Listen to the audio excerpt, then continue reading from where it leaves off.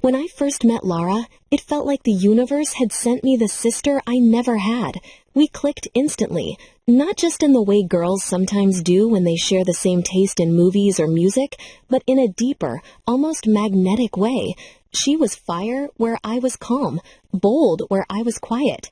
I used to joke that she could walk into a storm wearing white and still come out spotless. I trusted her with everything, my fears, my ambitions, my love life, even the things I couldn't tell my own mother.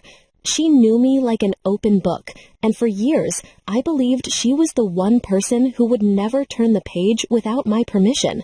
My boyfriend Ethan adored her too. At first, that made me happy. He'd tease me, saying she was the only one who could out-talk me.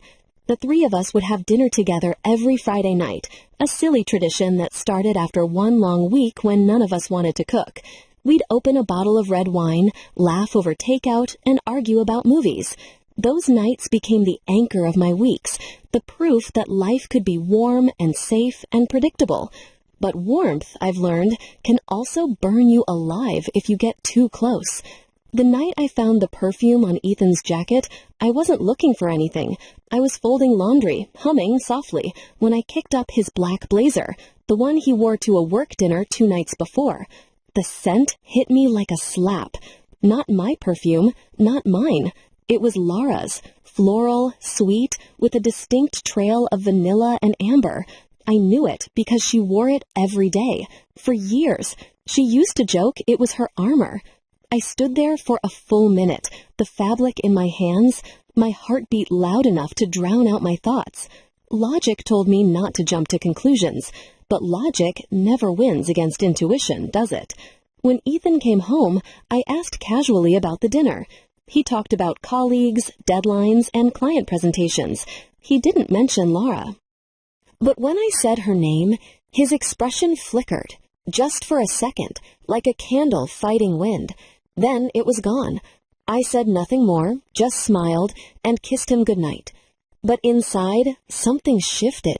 The trust I had built, the blind, comfortable trust, cracked. The next day, I invited Lara over for coffee. She arrived, all sunshine and ease, wearing that same perfume. I asked her directly, "Were you with Ethan the other night?" She tilted her head, laughed, that same playful laugh she used to disarm people, and said, "You're just jealous." I laughed too, though mine sounded different, cold, sharp. I looked her straight in the eye and said, "Maybe I am." That night, I couldn't sleep. I replayed every conversation, every look, every inside joke. Memories that once felt safe now felt staged. I saw it all differently. The lingering glances I'd brushed off, the nights Lara stayed late just to talk, the way Ethan's voice softened when he spoke to her. And then there was the way she'd been distant lately, avoiding my calls, replying to texts with one-word answers. The truth, I realized, was already there. I had just refused to see it. By morning, I wasn't crying, I wasn't screaming. I was calm, too calm, because something in me had died during the night, the part that begged for explanations. I didn't want apologies. I wanted clarity and control. I spent the next few days pretending nothing was wrong. I smiled, worked, cooked, laughed at Ethan's jokes. I even called Lara to plan our usual Friday dinner.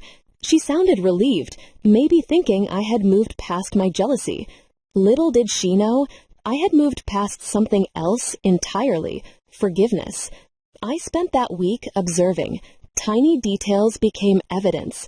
Ethan's sudden showers after late work meetings, Lara's cryptic Instagram captions about forbidden things tasting sweet, even the way their phones seemed to light up at the same time. I wasn't paranoid. I was awake. Thursday night, fate handed me the final proof. I got a voicemail from Lara, a short, hushed recording. At first, I thought she'd called by mistake. Then I heard it, her whispering Ethan's name, breathless. A soft laugh, followed by a sound that made my stomach twist. The message ended abruptly. I stared at my phone, every cell in my body vibrating with rage and disbelief. And then, something in me smiled. Not out of madness, but clarity. They wanted to play games in the dark. I'd turn on the lights, in front of everyone. I planned Friday night's dinner like I was planning an event, precise, elegant, and unforgettable. I cooked their favorites, garlic butter salmon, roasted potatoes, and a chocolate soufflé Laura once said was her sinful weakness. I invited 4 friends we often hosted with, mutual ones who adored both of them. It had to look normal, festive, even joyful. I wanted witnesses. When the night came, everything was perfect. Candles flickered on the table, glasses sparkled, laughter filled the room. Ethan looked relaxed, Laura radiant. They stole glances when they thought I wasn't looking. I caught every one. The irony? I wasn't angry anymore, just observant, patient, the way a scientist watches a predictable reaction unfold. After dinner, as we moved to dessert, I reached for my phone and said casually, "Oh, I got the weirdest voicemail this week. You guys have to hear it. It's hilarious." Laura's fork paused midair. Ethan glanced up, smiling, oblivious. I pressed play. The room went silent as her voice filled the air, whispering Ethan's name, laughing, gasping. For 7 seconds, the world stopped spinning. I didn't look at them. I just watched our guests' faces change, amusement fading into confusion, then disgust.